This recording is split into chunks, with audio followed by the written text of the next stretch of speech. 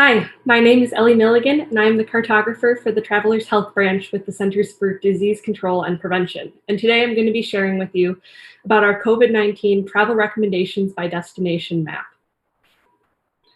As many of you, I'm sure, are keenly aware, COVID-19 emerged late last year in China and within a few months was spreading rapidly around the globe.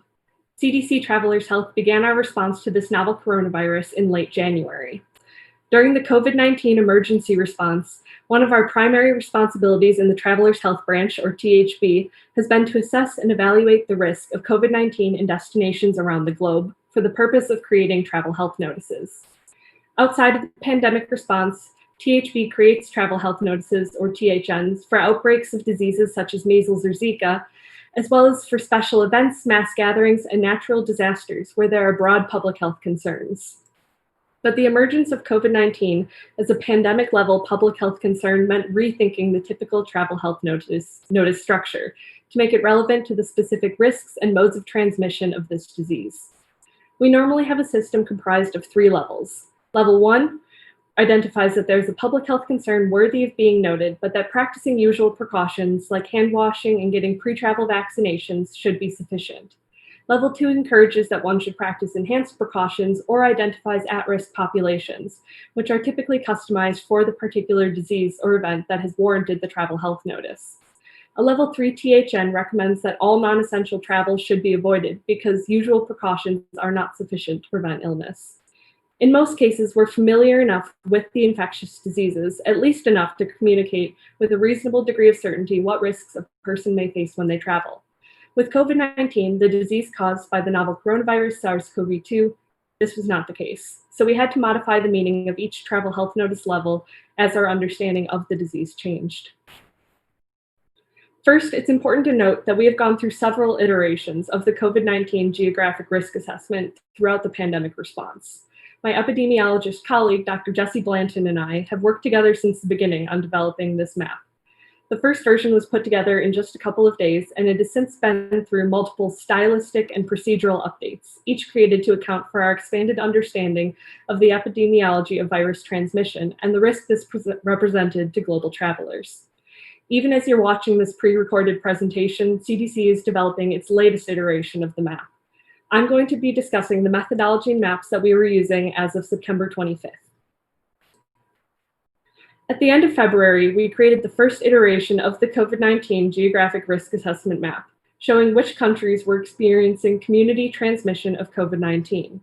At the time, CDC's travel health notices communicated transmission levels at destinations globally based on reported case counts. These were defined as limited, ongoing, and widespread ongoing transmission. A new THN category was also created to classify destinations as having widespread ongoing transmission and that had restrictions for foreign nationals planning on entering the United States based on a presidential proclamation. CDC based transmission levels on reports of COVID-19 cases provided by government ministries of health to the World Health Organization. We equated the level of transmission at a destination with the traveler's risk of infection at that place. At the time, just a few countries were highlighted, mostly in Asia. On March 11th, CDC issued a global Level 2 travel health notice, and another proclamation added many countries in Western Europe to the list of those with restrictions on entry to the United States. This was the first time that CDC had ever issued a global travel health notice. The following day, our map hit its record nearly 1.5 million views in a single day. Mid-March is a popular time for travel, and with many students and families about to embark on spring break vacations, this may have contributed to the high number of views we saw with the map at this time. We also introduced a new color scheme and base map style in the hopes of creating a more intuitive, user-friendly, and aesthetically pleasing map. An orange-toned sequential color scheme on a white background became our map's theme, which has remained even through to our most recent iteration of the map, though there have been other changes to the specific set of colors along the way. March 24th was not a day that was specifically significant as far as travel health notices, but I wanted to highlight it to show that we updated the map once again with a more distinct color scheme and to better distinguish the countries that were subject to these presidential proclamations regarding restrictions on entry to the US.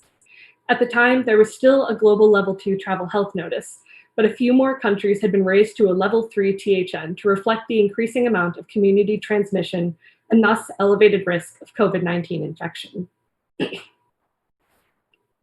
On March 27th, CDC posted a global level 3 COVID-19 pandemic notice. This meant that the CDC considered a traveler's risk of SARS-CoV-2 infection high around the world. Community transmission was occurring in many places, so avoiding all non-essential international travel was recommended. Between the end of February, when the first map went online, and the end of March, when this global level 3 notice was posted, the map had changed regularly as transmission levels increased in destinations around the world. For the next 4 months after that, not much actually changed with the public-facing map. However, the work didn't stop behind the scenes. By late summer, as new case counts, case trajectories, and incidence rates varied more widely on a global scale, it made sense to return to a destination-specific geographic risk assessment, which we implemented on August 6th. This map no longer highlighted countries that had restrictions on entry to the US, as we wanted to focus the public health messaging and map visualization entirely on the risk assessment. THB created a method for assessing the status of COVID-19 risk in a place, and this methodology informed the design of our latest iteration of the COVID-19 travel recommendations by destination map. The 4 main categories visualized on the map are as follows. COVID-19 risk is high, or a level 3 THN.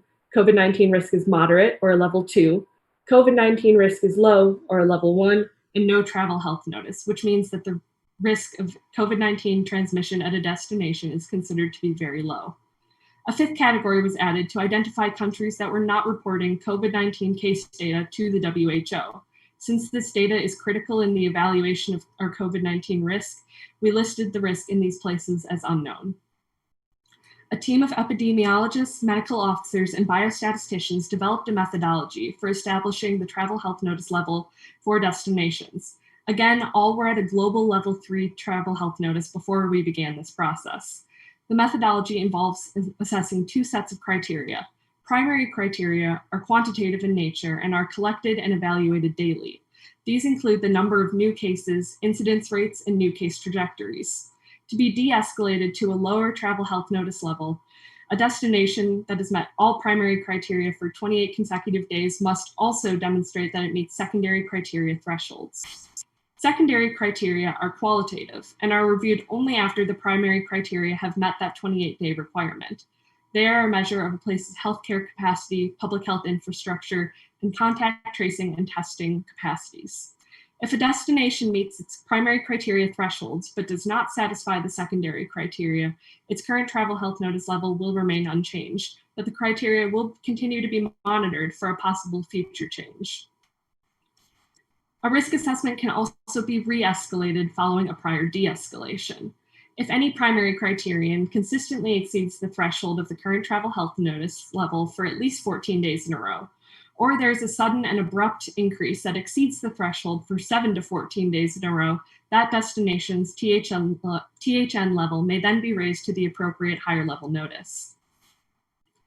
Finally, the most recent significant change to our map was not so much a part of the map itself, but rather the mapping platform. On September 4th, we migrated this map, as well as our other travelers' health maps, into Esri's ArcGIS online platform. This methodology of the map stayed exactly the same, it's just in a different environment now. The map you're seeing here is what our assessment looked like on September 25th. So, to sum this all up, the COVID-19 travel recommendations by destination map is very much a work in progress. It has evolved right alongside our understanding of the epidemiology and biology of this disease, both in how it looks and what it communicates. Maps have been key in communicating quickly and effectively during the pandemic to travelers, clinicians, and public health officials alike. As the first cases emerged and the disease began to spread globally, to when destinations began to control spread, and they will continue to be important in analysis and communication as we navigate how to travel safely and reduce risk during travel. I want to give a huge shout out to every single person on the Travelers Health Branch team, because our response to COVID-19 has truly been a huge team effort. I also want to mention our division's web team and GRASP, who have been instrumental in assisting with getting our webpage and the map updated and live. The link to the COVID-19 travel recommendations by destination map is on the right here, as well as a link to our general CDC Travelers Health webpage. Thank you for supporting my first ever NACIS talk and enjoy the rest of the session.